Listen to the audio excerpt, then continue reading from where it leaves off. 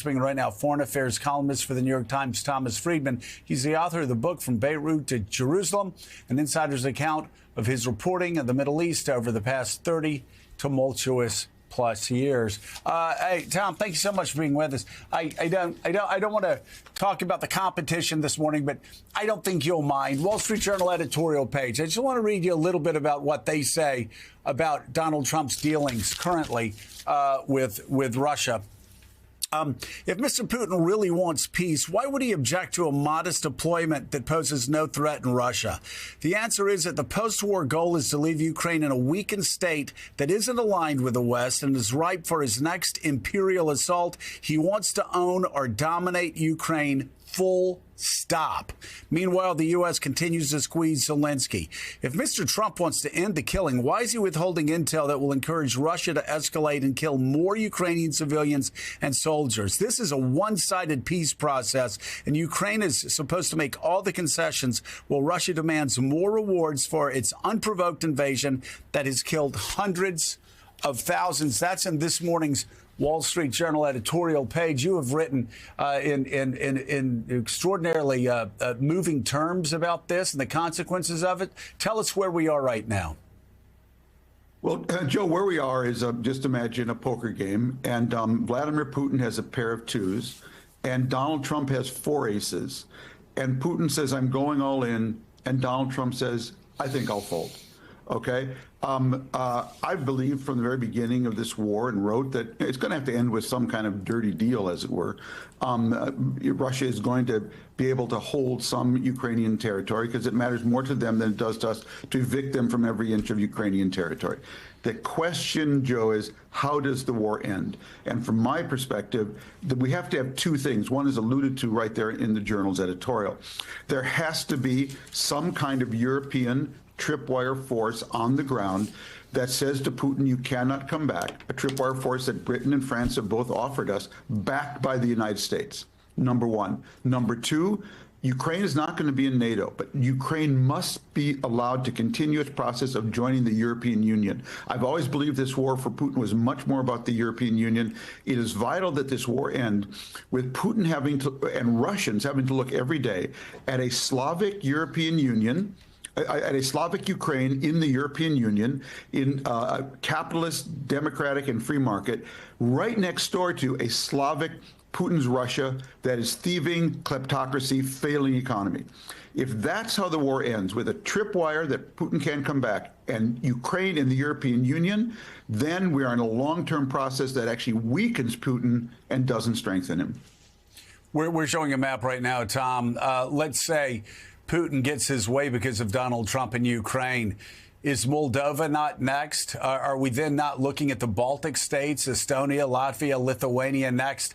And he's, in effect, reconstituted the entire old Soviet Union?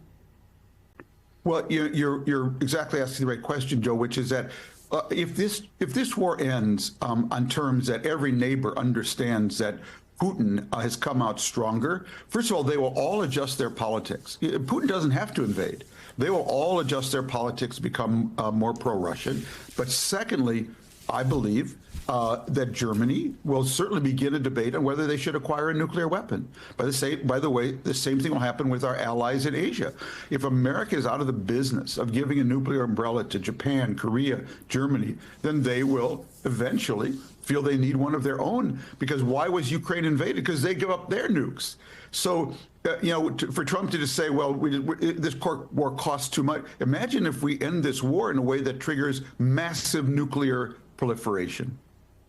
Tom, can we go through history, just history of dealing with the Soviet Union and Russia? And of course, I read the Wall Street Journal editorial page this morning talking about how now Sergei Lavrov says we don't want the French deal, we don't want this, we don't want that. They won't even agree to the most modest of requests that are out there.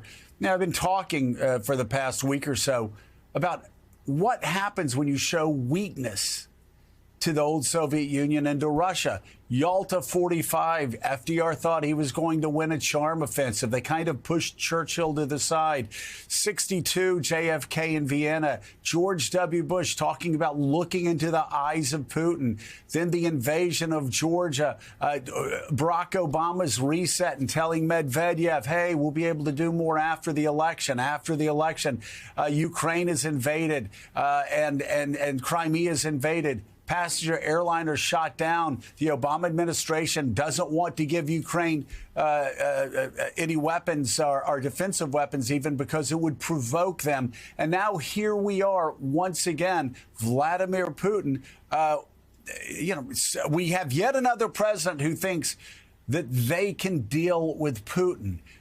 Talk about how showing weakness, especially with Vladimir Putin, only leads to more war.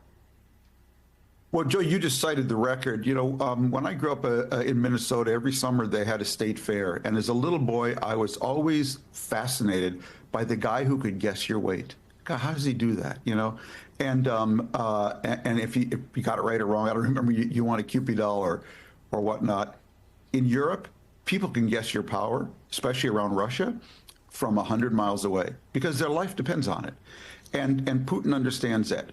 Putin went, Joe, from a leader who in his first decade was a distributor of wealth because there was a growing wealth when the collapse of the Soviet Union, and then Putin brought some more order and then oil prices went up. He went from that, he changed in the 2010s to a distributor of dignity, basically, because he couldn't deliver the wealth anymore. Because to get to the next stage of wealth, he had to open up the economy. He had to have a Russian Silicon Valley, all of those things. And so he needs these kind of wars, basically, to justify his autocratic rule and his militarization of his economy. So he's not going to stop unless he is stopped in a smart way, in a way that is cost effective for Europe. You provide a tripwire, we back it up, and we get Ukraine into the European Union. That's an end of the war that makes Russians compare Ukraine and the European Union, Putin's Russia, not so good. So that's my problem with the Trump people on this is, by the way, we have to end this war, Joe. Europe cannot afford a long debt-funded war with Russia. So we do have to end this war. We have to do it, though, in a smart way. And that's what I do not see happening here.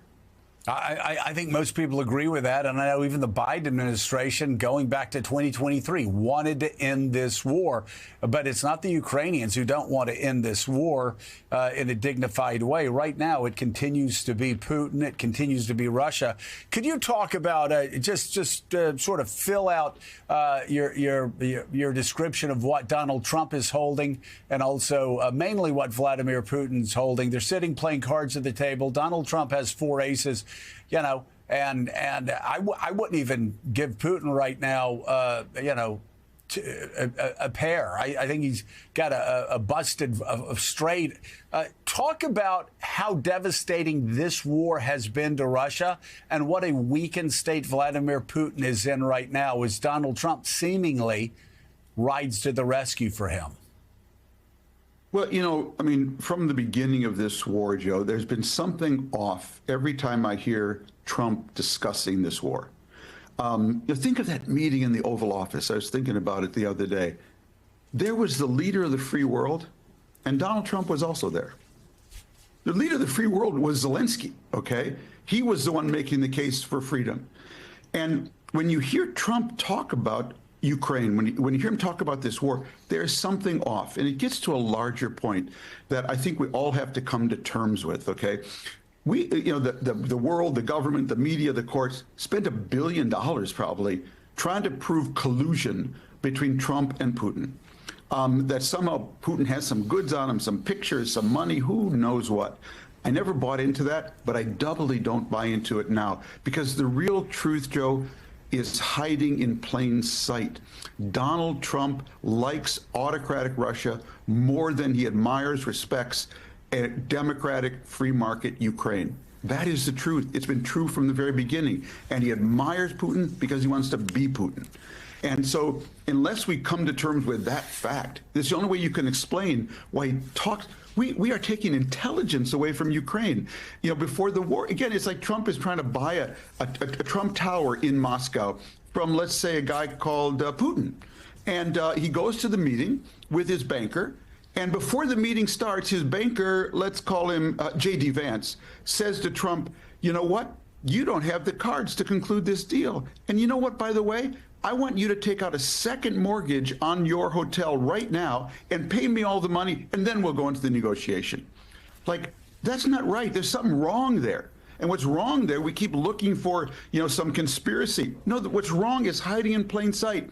Our president admires, respects, and likes the president of Russia more than he likes our democratic ally, the Ukrainians, fighting for the defense of a Europe whole and free. That's the fact. And it's really scary to me because we've never been here before. We've never in the modern era had a president more sympathetic to Russian autocracy than Western free market democracy.